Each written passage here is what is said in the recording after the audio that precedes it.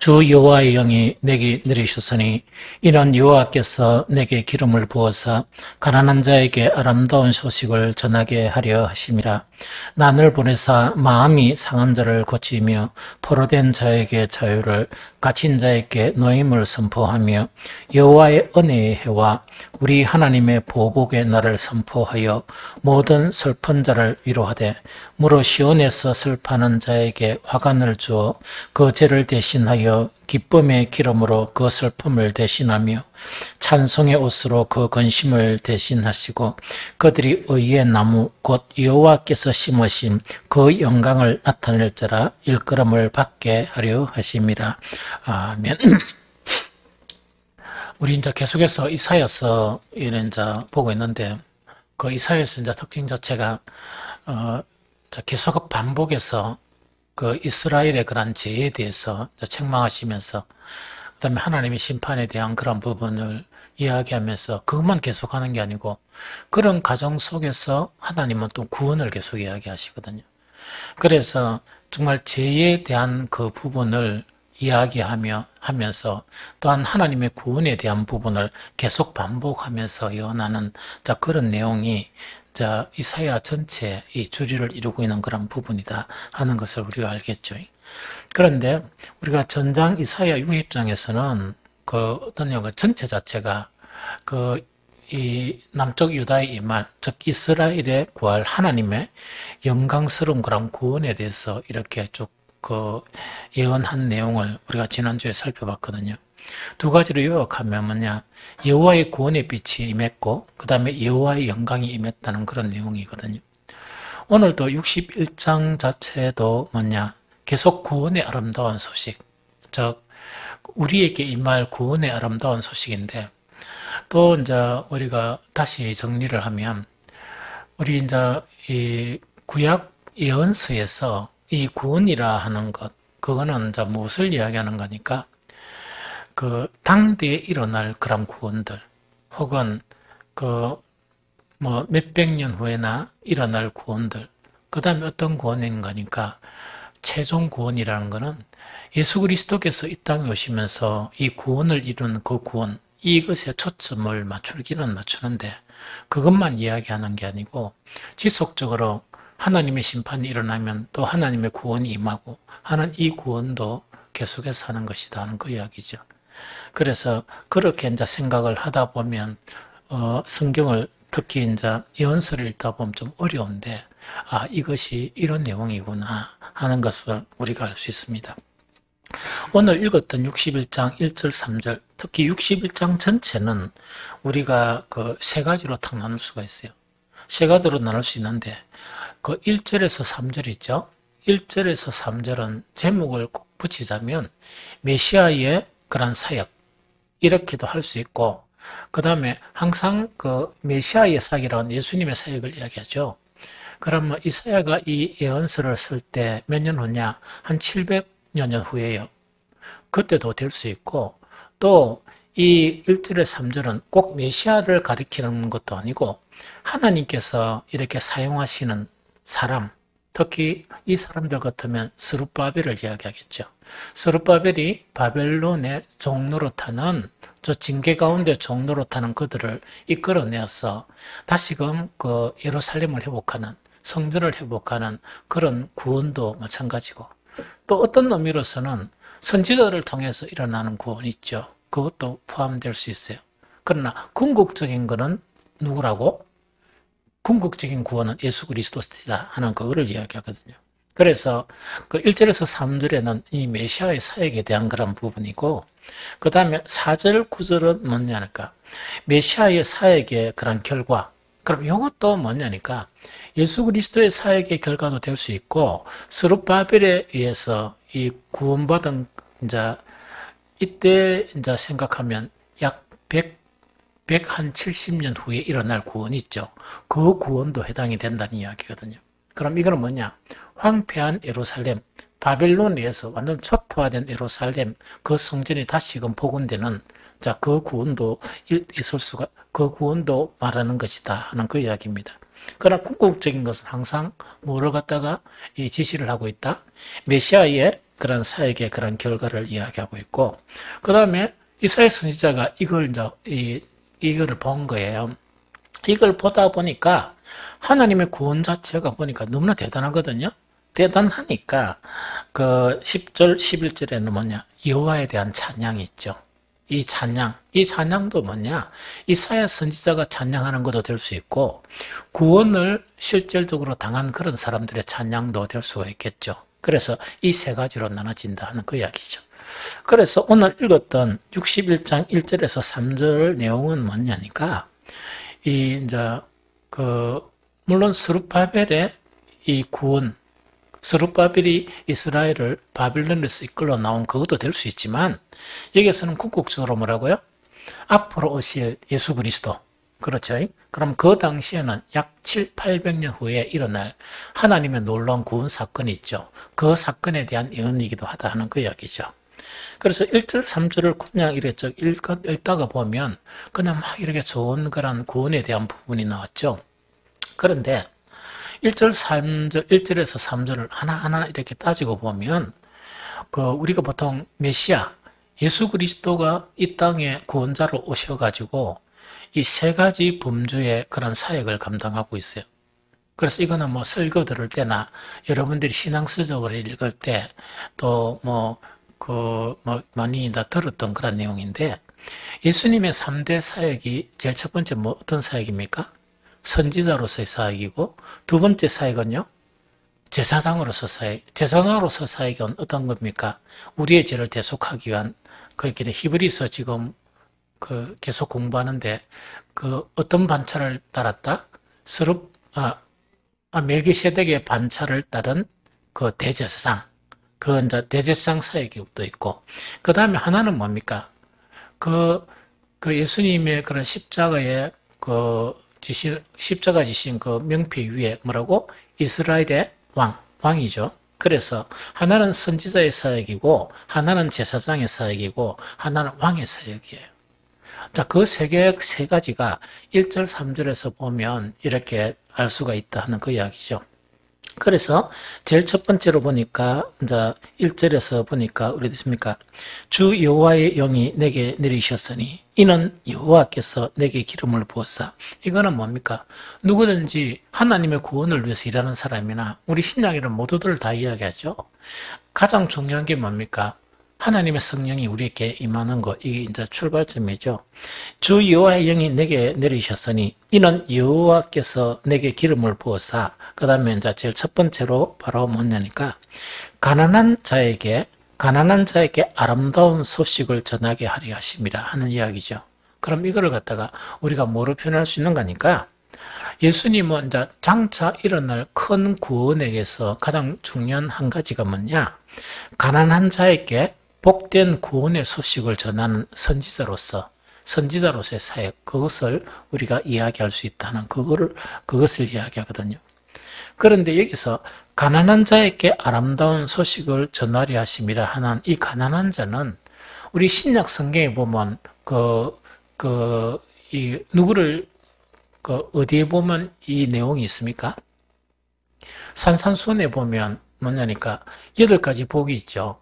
8가지의 복을 보면서 뭐 하는 자는?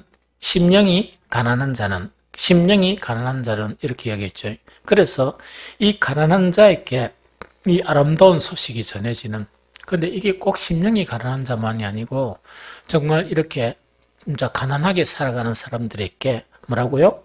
복된 구원의 소식이 전해지는 그런 선지자의 그런 사역이 일어난다는 그거를 이야기합니다. 그 다음에 이제 두 번째가 뭐냐니까, 우리가 쭉 읽어보면 1절 중반절에 보면 가난한 자에게 아름다운 소식을 전하게 하라심이라, 그렇죠? 그러면 이어지는 것이 나를 보내사 마음이 상한 자를 고치며, 그 다음에 포로된 자에게 자유를, 갇힌 자에게 노임을 선포하며 하는 이제 말씀이다. 그죠? 그럼 이거는 뭐냐? 슬픔과 고통 속에 있는 그 심령 있죠. 그 사람들을 치유하는 그런 제사장의 그런 사역, 이것을 갖다가 이야기하는 것이 두 번째 이야기예요. 그러면 가난한 자에게 복된 소식이 전해지고 하나님의 구원은 가난한 자에게 복된 소식이 전해지고 슬픔과 고통 속에 있는 사람들이 회복되고 치유가 된다는 그거 이야기하죠. 그 다음에 세 번째 이제 뭐냐니까 그 뒤에 보니까 이절을 봅니다. 이절을 딱 보니까 여호와의 은혜의 해와 우리 하나님의 보복의 날을 선포하여 모든 슬픈 자를 위로하되 하는 이야기다. 그죠? 그럼 요거는 이제 뭐냐니까 이 공의와 진리로 백성을 다스리는 왕의 사역이에요. 그래서 이 세 가지가 하나는 선지자, 제사장, 왕이다 하는 그 이야기죠. 그럼 여기서 은혜의 여호와의 은혜의 해라는 거 있죠. 여호와 2절에 보니까 여호와의 은혜의 해죠. 그럼 여호와의 은혜의 해라는 것은 문자적인 뜻은 뭡니까? 여호와의 기뻐하시는 해, 이것을 이야기하는데, 그러면 여호와의 기뻐하시는 해인데, 그럼 이거는 이제 상징적으로 무엇을 상징하는 거니까 그 흰년을 상징해요. 흰년 알죠? 흰년은 몇 년마다 흰년이 들어온다? 50년마다 흰년이 들어오죠. 50년마다 들어오는데 그거는 노동으로부터 해방되는, 그 다음 노동으로부터 해방되는 그것 자체가 이제 흰년이죠. 그래서 흰년 자체는 연상시키는 것이 해방이에요. 그 해방을 이야기하거든. 그래서 여호와의 은혜에 해라는 것은 뭔가니까 우리가 이제 해방이 되는데 무엇으로부터 해방이 된다고? 제2의 노예 상태에 있는 것으로부터 우리가 해방이 된다 하는 그 자체를 이야기하는 게 바로 뭡니까? 여호와의 은혜의 해, 여호와의 은혜의 해, 이것에 대한 의미다 하는 그 이야기죠. 그 다음에 이제 두 번째로 보니까 여기서 모든 슬픈 자를 위로하되 무릇 시온에서 슬퍼하는 자에게 화관을 주어 그 죄를 대신하며, 이거는 무슨 말인가 알겠죠? 그 구약에는 슬픔을 당하면 그 슬픔의 표를 어떻게 합니까? 죄를 뒤집어 써버리죠. 죄를 뒤집어 쓴다는 것은 삶에 그런 슬픈 일이 너무나 많이 있다는 이야기죠. 그러면 하나님의 구원이 일어나면 정말 슬퍼서 이제 죄를 뒤집어 쓴 그 죄를 탁탁 털어버리고 어떻게 된다고요? 어떻게 된다고 하니까 화관이라는 것은 꽃의 그런 관을, 제 대신에 꽃의 관을 쓰게 되는 그것에 대한 표현 자체가 바로 이런 표현이다 하는 그 이야기죠. 그러면서 계속 뒤에 보니까 대신하며 기쁨의 기름으로 그 슬픔을 대신하며 찬송의 옷으로 그 근심을 대신하시고 그들이 의의 나무 곧 여호와께서 심으신 그 영광을 나타낼 자라 일컬음을 받게 하려 하심이라. 이것이 뭐냐? 예수 그리스도께서 이 땅에 오시면 일어나는 그런 예수님의 사역이고 일어나는 그런 구원이다 하는 그거를 이야기합니다. 이 무슨 말인지 좀 알겠죠? 그런데 자 이렇게 딱 들으니까 이렇게 우리가 생각할 수도 있겠죠. 어떻게 생각하는 거니까? 그런 메시아의 사역에 대한 예언, 이것이 일어나면 그 모든 그런 그리스도인들은 이런 구원이 임해야 되죠.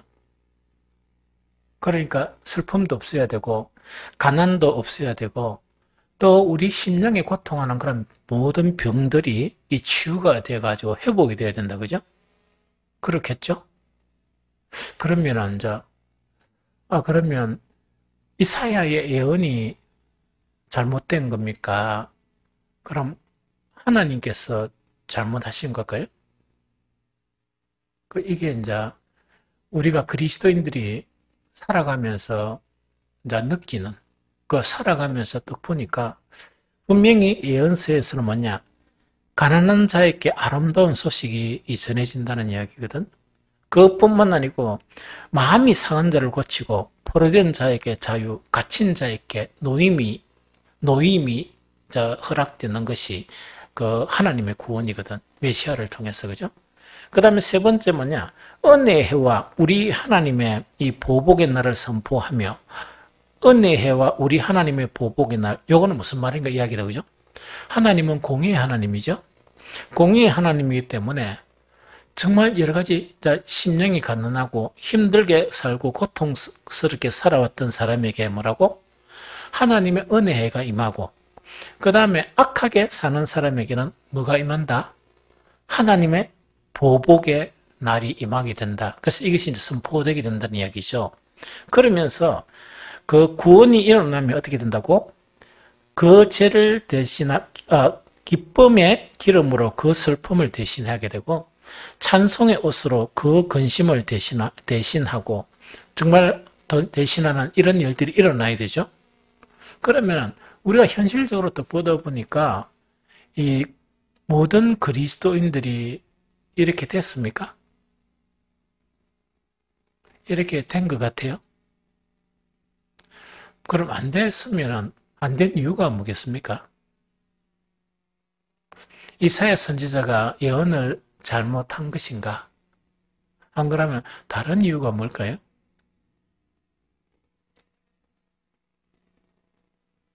그러면은 막 이렇게 묻지 말고, 이사야 예언서 하나님의 말씀은 이대로 이루어집니까? 안 이루어집니까?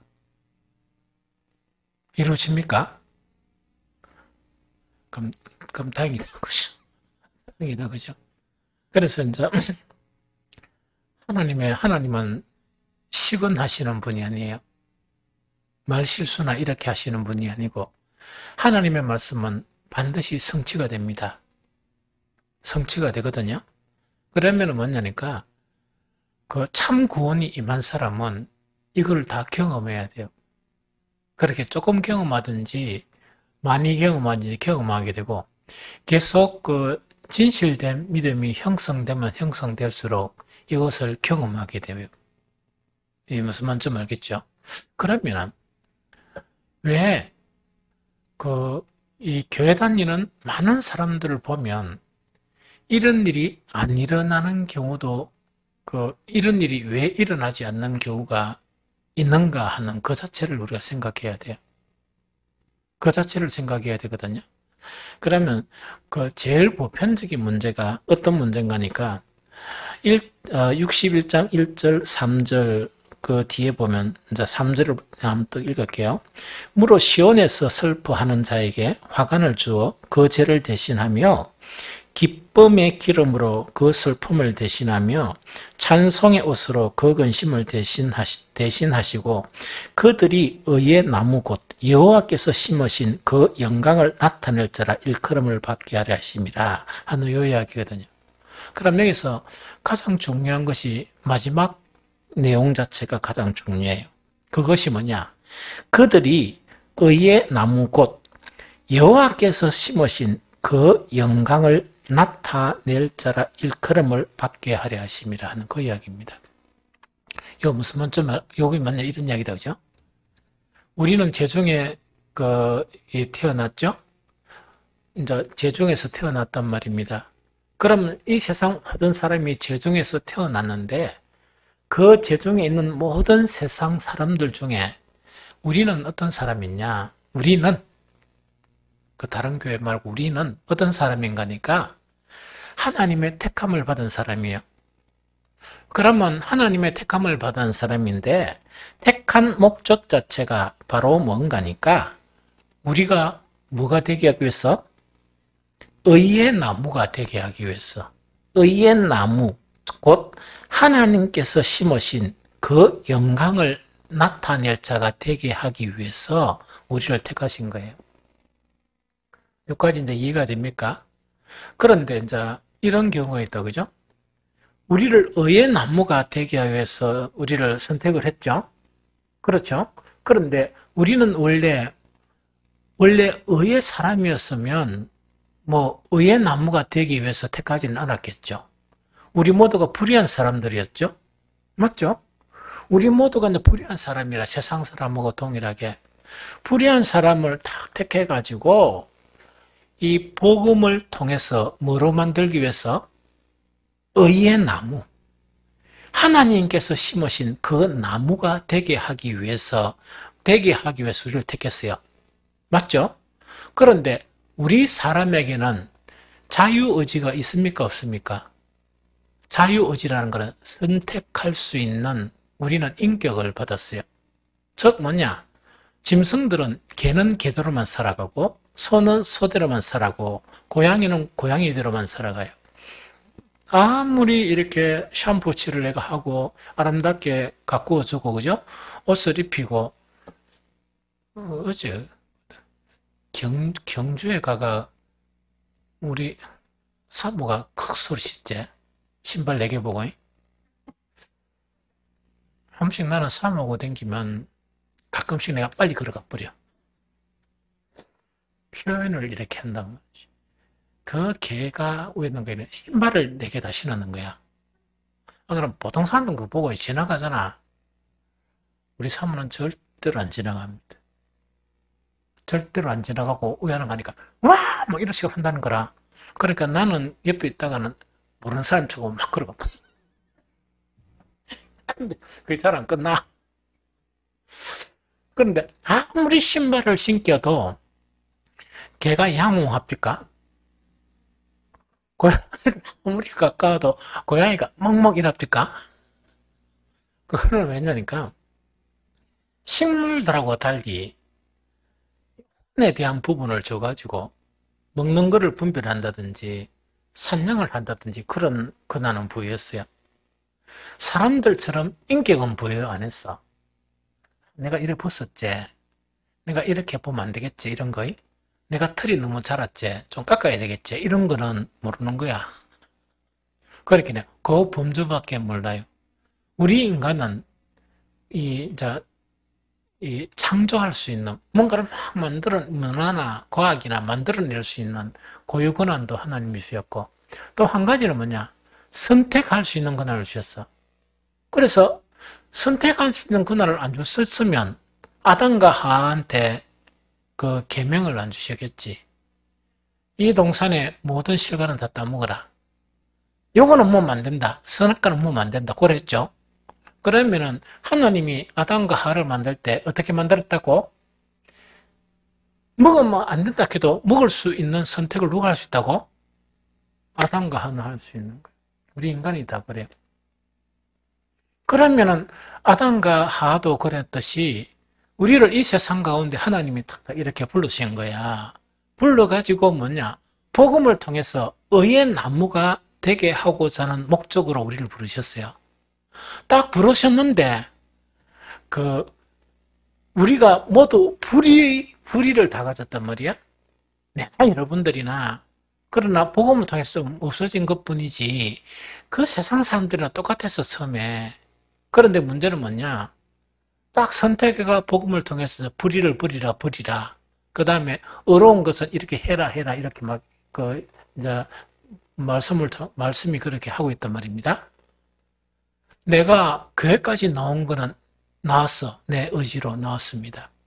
그러나 말씀을 딱 보니까 이거는 버리고 또 이런 마음, 선한 마음은 가지고 이랬죠. 그럼 그걸 뭐 하기 위해서? 의의 나무로 만들기 위해서 하나님께서 심은 그 나무를 만들기 위해서 그렇게 말씀하고 있는 거야. 그런데 우리 사람은 동물이 아닌 거라. 하나님의 말씀을 들을 수도 있고 안 들을 수도 있는 거예요. 교회는 나왔지만은 뭐라고? 예배를 드리라 하기 예배까지는 드리겠고 기도까지는 하라. 그까지는 해는 거라. 그런데 그까지는 해가 어떤 사람들은 뭐냐? 이거는 못 하겠다. 말씀. 이 불의는 못 버리겠다. 이거 다 버리면 내가 어떻게 먹고 살라고? 이래 본다. 그죠? 그러면 하나님의 구원의 목적 안에 있습니까? 목적에서 조금 떨어져 있습니까? 떨어져 있죠. 그럼 이 사람은 어떻게 되는 거니까? 자연 은총, 우리가 일반 은총 있죠? 일반 은총은 세상 사람들에게도 내리는, 쉽게 이야기, 일반 은총이 뭐냐니까? 늘 하는 이야기죠?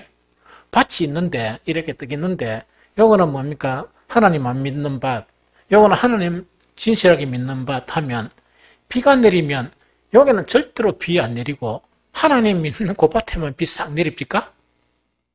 바람이 불면 뭡니까? 요거는 막 말라 비틀어지게 만들어버리고, 바람이 위에서 와가지고, 요만 식물들 자라게 이럽니까? 이게 일반 은총이에요. 그러면 일반 은총에 머무른 사람들은 이 세상의 사람들이 뭐냐? 고통받는 사람도 있고 늘 뺏기는 사람들이 그렇죠. 왜? 하나님의 특별한 은총이 임하지 않기 때문에 그렇죠. 하나님이 우리를 택한 목적은 뭐냐니까 의의 나무가 되게 하는 목적이에요. 하나님이 심으신 그 나무, 즉 불의한 사람이 아니고 왜 의를 이야기하는 거니까 하나님이 의시기 때문에 우리가 하나님의 자녀가 되려 그러면 뭐가 되어야 됩니까? 의가 되어야 되지. 불의는 누구의 자녀와 같아요? 마귀의 자녀와 같지. 알겠습니까? 그러면은 분명한 것은 뭐냐?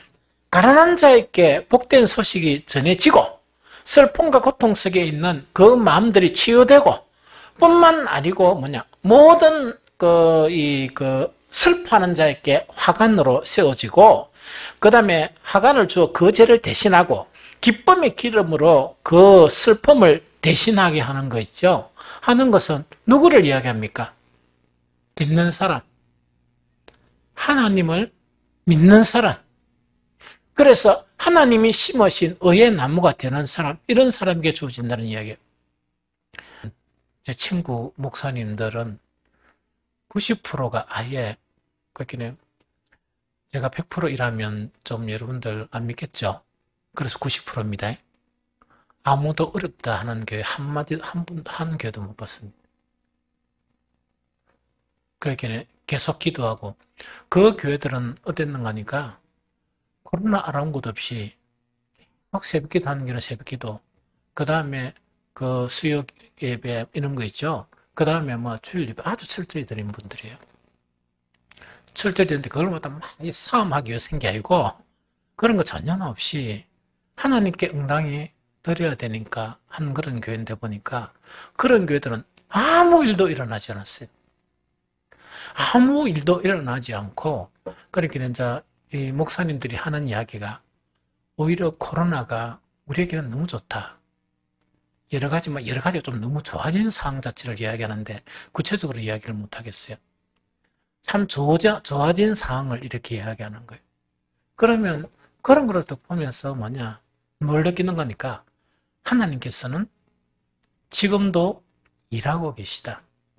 하나님께서는 코로나 중에도 여전히 일하고 계시다 하는 그것 자체에 대한 부분을 확신을 가지면서 계속 하나님께 감사하고 이런 부분이 있었거든요. 그러고 우리 이번에 그 미자리 교회 다니면서 이랬잖아요. 놀라운 이야기를 이래 들었어요. 저번에 서울옆에 교회 한 갔다 이야기했죠. 목사님 차를 누가 그 봉고차를 누가 이웃 사람이 탁 박았죠. 그 교회가 시끄럽다 그랬죠. 목사님 없는데 교회 사람들 일어나가 목사님 차를 이래가지고 그 사람 잡고 이래가 있다고 일을 처리하는 거야. 그럼 교회는 나온다 했습니까? 안 나온다 했습니까? 교회는 나와. 안 나와도 그래 되는 거예요. 근데 그때 이야기 깜짝 놀랄 이야기가 뭐냐니까 그 교회가 어려워가지고 2년 동안 월세를 못 주는 거야. 월세를 못 줬습니다. 그럼 2년 동안 월세를 못 주면 왜 됩니까? 그 교회에서 나가야 됩니까? 나가야 됩니까? 나가야 되죠? 그래서 그 건물 주인이 자기들끼리 건물주들끼리가 이 교회에 내보내야 되겠다. 월세도 못 받고 이러니까 데모가 일 나쁜 거야. 데모가 일 나가지고 그 주인한테 됩니까? 절대로 목사님 쫓아내면 안 된다. 이런 거 있죠. 막 협박을 가하면서 일하다 보니까 지금 월세도 안 받고 2년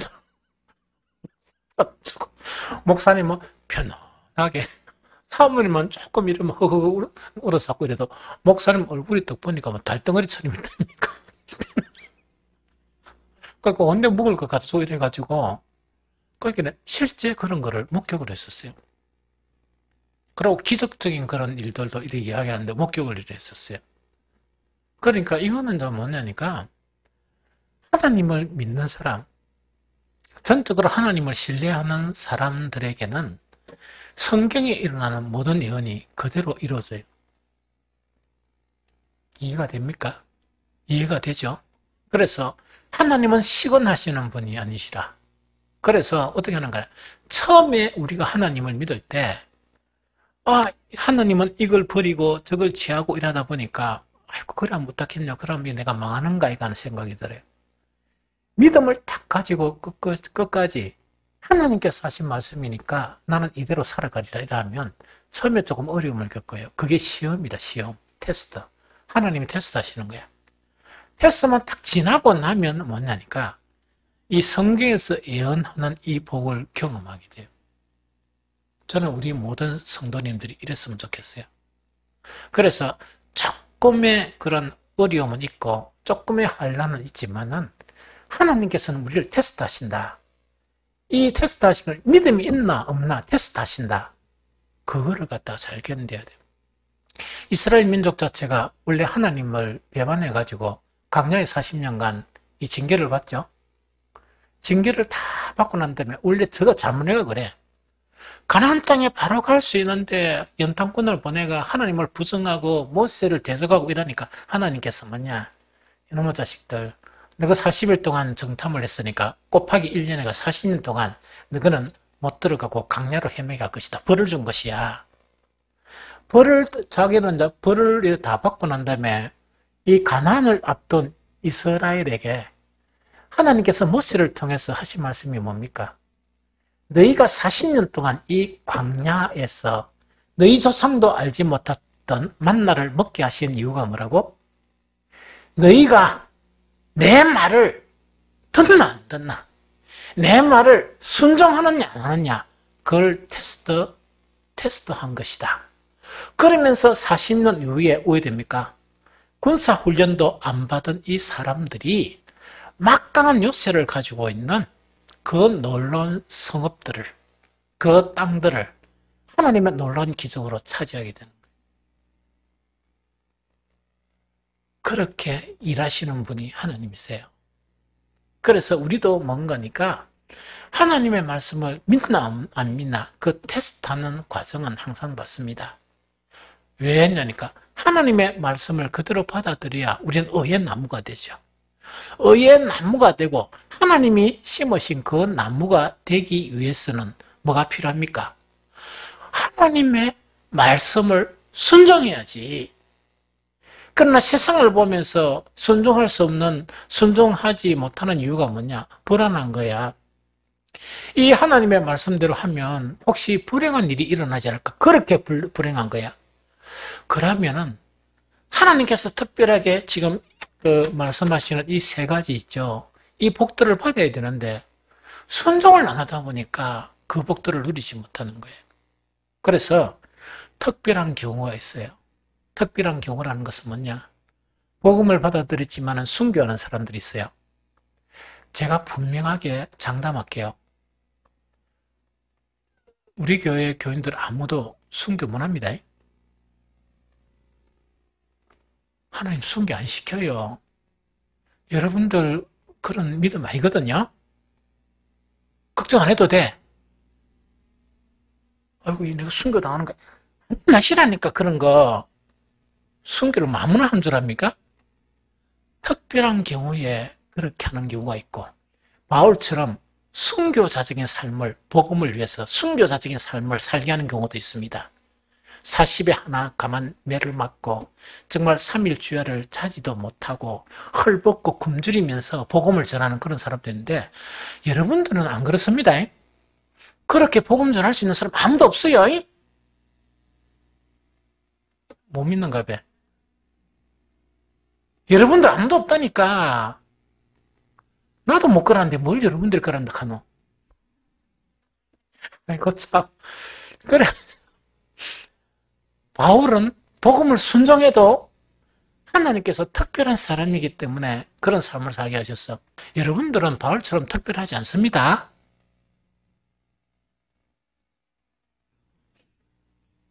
제 말을 믿으라니까요. 여러분들은 아무도 그런 일 안 당합니다. 왜냐니까 그런 믿음이야 그런 걸 당하지. 아직 여러분들은 그런 복까지 못 누려. 바울같이 그런 복이 있죠. 그런 건 아닙니다. 그거는 바울이라야 그렇게 돼. 이해가 됩니까? 그리고 순교자들도 그런 믿음이어야 되지. 우리 같은 사람한테 그런 거 잘 안 줍니다. 이 감당하지 못할 시험을 어떻게 줘요? 그렇겠죠. 그러니까 걱정하지 말고 뭐냐? 오로지 하나님의 말씀대로 살다 보면 우리가 의의 나무가 되고, 그 다음에 어떻게 된다고? 정말 복음을 통해서 누려야 될 모든 복을 누리게 됩니다.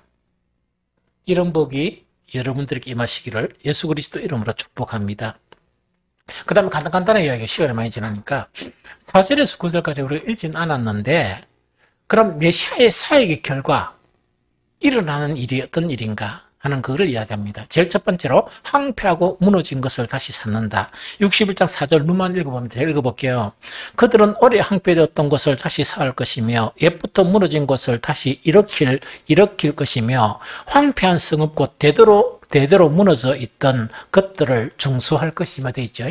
자, 여기 하나님의 구원은 그 당대에 일어나는 구원도 있고, 그 다음에 예수 그리스도의 그런 복음을 통해서 일어나는 경우도 있다 그랬죠. 이거는 그 당대에, 즉 뭐냐니까 앞으로 100년 후에, 요거는 지금 그 바벨론이 아직 일어나지도 않았어.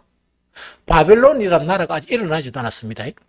그럴 때 이사야가 이게 예언을 하는 거라. 너희들은 이제 이렇게 회개하지 않으면 이렇게 화를 당한다. 그런데 100년 후에 바벨론이 이렇게 이제 침공을 해가지고 이스라엘을 황폐하게 합니다. 예루살렘을. 황폐하고 난 다음에 거기서 많은 사람들이 죽임을 당하고 많은 사람들이 흩어져가 그 주변 나라로 도망갑니다. 그랬는데 이제 어떻게 되는 거니까 이제 예루살렘이 초토화됐죠? 초토화되고 난 다음에 그 후에 70년 후에 다시금 바벨론에서 포로로 끌려갔던 이 사람들이 와서 뭐라고? 황폐한 예루살렘을 다시 세웁니다. 성전도 다시 세웁니다. 무슨 말 알겠죠? 그 성전이 무슨 성전이라고? 스룹바벨 성전입니다. 이해가 됩니까? 그러면 거기에 대한 예언도 맞아. 거기에 대한 예언도 맞지만은 이거는 이제 가깝게 보면 그 당대고 멀리 보면 어떻단 말입니까? 성전 자체가 계속 이제 성전 시대가 오죠. 오는데 예수님이 오시고 난 이후에 성전 시대의 종말을 구합니다. 그래서 예수님이 딱 오시고 난 다음에 예루살렘 성전을 보면서 뭐냐? 이 성전은 돌 위에 돌 하나도 남기지 않고 무너진다. 그랬죠? 그 예언을 하신 지 70년 또 참 70이라는 숫자가 70년 후에 성전이 없어집니다. 누구에 의해서? 로마에 의해서. 로마에 의해서 무너지면서 제사장도 사라져 버립니다. 그러면서 복음 시대에 이렇게 이제 복음을 전하면서 뭐가 형성된다고요? 예수님께서 피로 값주고 산 교회가 형성되는 거예요. 그럼 이 교회의 본질 자체가 어떤 본질인가 하니까 주님의 몸된 교회예요. 가장 이상적인 교회가 주님의 몸된 교회예요.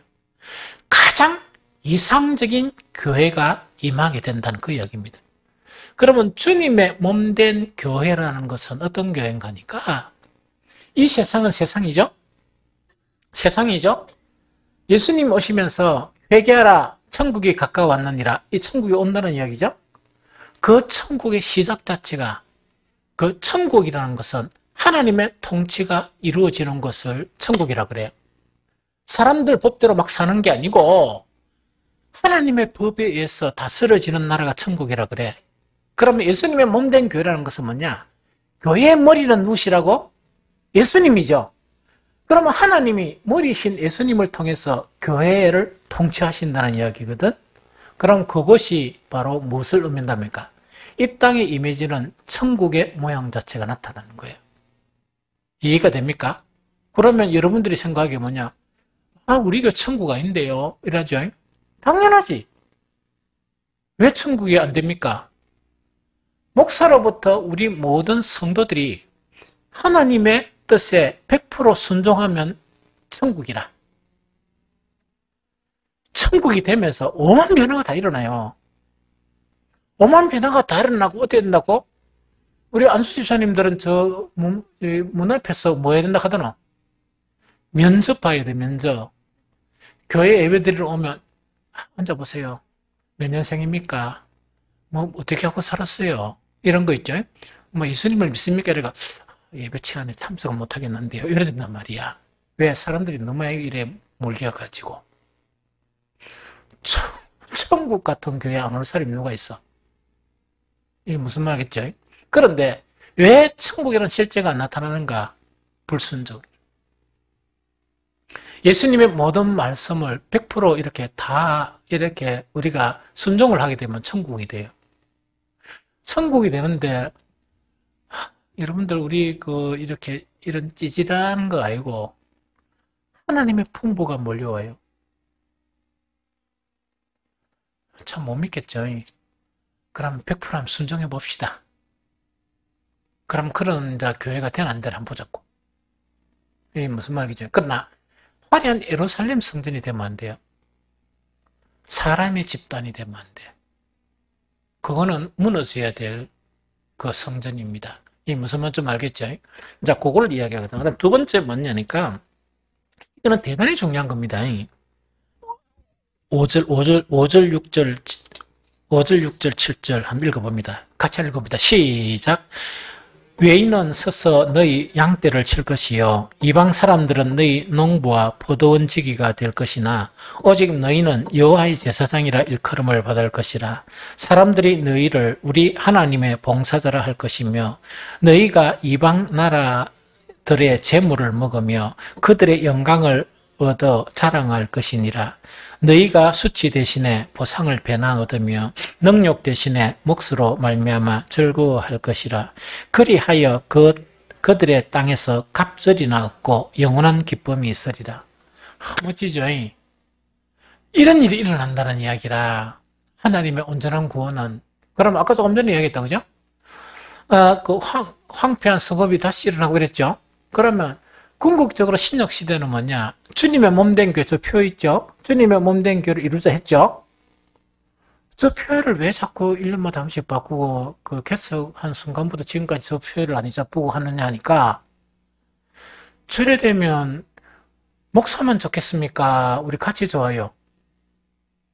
근데 같이 좋지 않은 일이 와 안 하는데 저 주님의 몸된 교회만 이루어지면 왜 된다고? 그래서 우리가 교회가 온전한 그런 믿음의 순종을 하게 되면 어떤 현상이 일어나는가? 외인이 있었어. 요 노죠. 내가 알바 아까 구해가지고, 아이고, 뭐 어떤 아들이 나와가지고, 아들 뭐 영어 교육도 시키고 이러면 돈 많이 주면 되잖아. 돈을 탁 많이 주고 하면 우리 아이들도 영어 교육도 받고 막 하겠죠. 그럼 신앙교육은 또 신앙교육도 시키고. 그럼 거기요 나타나 있는 거라. 외인은 서서 너희 양떼를 칠 것이요 이방 사람들은 너희 농부와 포도원 지기가 될 것이라. 우리는 하나님을 찬양하고 하는 그 일 때문에 그 잡다한 일을 못하니까 그걸 누가 해준단 말이고 외인들이 다 해준다는 이야기.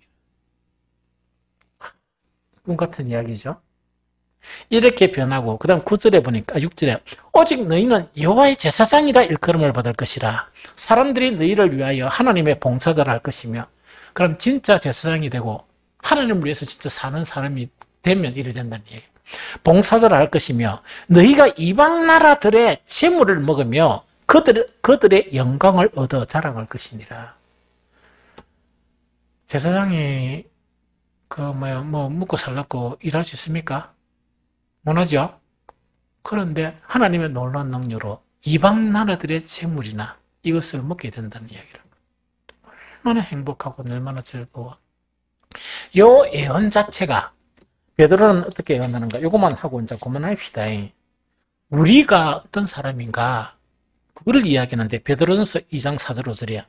사람에게는 버림받았으나 하나님께는 택하심을 입은 보배로운 산돌이신 예수께 나아가 너희도 산돌같이 신령한 집으로 세워지고 예수 그리스도로 말미암아 하나님이 기쁘게 받으실 신령한 제사를 드릴 거룩한 제사장이 될지니라. 맞죠? 우리는 이 예언대로 이미 우리의 신분은 왕과 같은 제사장의 신분이라. 그런데 문제는 왕과 같은 제사장의 신분으로서 해야 될 일을 안 하는 거예요. 또 믿음이 없어 그걸 못하고. 이해가 되죠? 그 뒤에도 있는데 그리고 그 뒤에 외인은 서서 너 양떼를 칠 것이요. 양들이 있으면 우리가 양떼 칠 제사장이 양 칠 수 있습니까? 외인들이 다 치준단 말이야. 이해 알겠죠? 이방 사람은 너희 농부와 포도원지기가 될 것이라. 너희는 수치 대신에 뭐라고요? 보상을 배나 얻으며 이런 내용도 있습니다. 정리할게요. 뒤에까지 이야기하지 말고. 하나님의 구원의 예언은 반드시 성취가 되고 신약 성경에 성취가 됐습니다. 전 세계 딴 거 이야기 들지 말고 우리나라만 보더라도 우리나라는 그 반도 국가고 늘 외침을 당했습니다. 우리 조상들은 늘 이렇게 어려움만 당했거든요. 보릿고개 당해가 너무나 힘들었단 말이지. 이 땅에 복음이 전해지면서 우리의 아마 징조문지 고조문지 그 정도 되겠죠. 이분들은 뭐냐? 극한 가난 속에서 예배를 드렸습니다. 그래서 그분들이 뭘 만들었냐? 전 세계 유례도 없는 새벽 기도를 만드는 거예요. 그분들이 뭘 했느냐? 전 세계적으로 유례가 없는 철학 기도를 만드는 거야. 새벽 기도를 하면서도 왜 했단 말입니까? 거기 부족해가 또 철학 기도. 그분들이 만드는 거는 뭐냐? 전 세계적으로 없는 수요 기도를 또 만드는 거야. 빠꾸말 날이 없이 계속해. 그 덕분에 보편적인 목사들은 일주일에 설교를 몇 번 해야 돼? 최소한 9번. 그래서 후했던 거네. 우리가 복음대로만 살면 우리는 어떻게 된다고? 이 세상에 살면서 평탄한 길과 또 풍요로운 영적으로나 육신적으로 이 예언의 말씀에 약속한 이 행복한 삶이 우리에게 이루어져요. 하나님은 우리를 구원하시기 위해서 독생자 예수 그리스도까지 십자가에까지 내주신 하나님인데 그보다 덜한 우리의 그런 삶 속에서 영적인 풍요를 누리고 정말 풍부를 누리는 육신적인 풍부를 누리는 그런 삶을 허락 안 하겠습니까? 천국까지 주는데 왜 이 세상의 삶을 어렵게 만들겠습니까? 단지 죄에서 벗어나라고 육신의 정욕으로 벗어나라고 하나님의 심은 의의 나무가 되게 하려고 복음의 말씀을 주신 거예요. 그럼 그렇게만 하면 왜 하나님이 은혜를 거두겠습니까? 왜 하나님은 약속하신 그 약속을 우리에게 안 베풀겠습니까? 그래서 여러분들이 믿음이 가장 중요합니다. 아까 이야기했죠? 이 코로나 시대에도 내가 뭐 전국교회 다장인 거 아니고 제가 우리 동료 목사님들이 있죠? 다 견뎠습니다. 다 견뎠고 그 다음에 그 미사리 교회 들어보니까 다 이렇게 코로나 전보다 더 많이 도우고 무슨 말인지 좀 알겠죠? 어떤 교회는 교회 건축을 하려고 하는 그런 교회도 있고 그런 일들이 일어나는 건 뭐냐? 하나님이 살아계시기 때문에 어려운 상황 가운데서도 최선을 다해서 하나님께 예배드리고 말씀대로 살렸고 몸부림을 치니까 하나님이 보호해 주시고 하나님께서 어려움을 당하지 않고 이렇게 이끌어 가셨다는 이야기지. 무슨 말겠지? 그래서 그 하나님을 믿기 바랍니다. 철두철미하게 믿으면서 이 복음의 말씀대로 살아가는 여러분들이 되시기를 예수 그리스도 이름으로 축복합니다.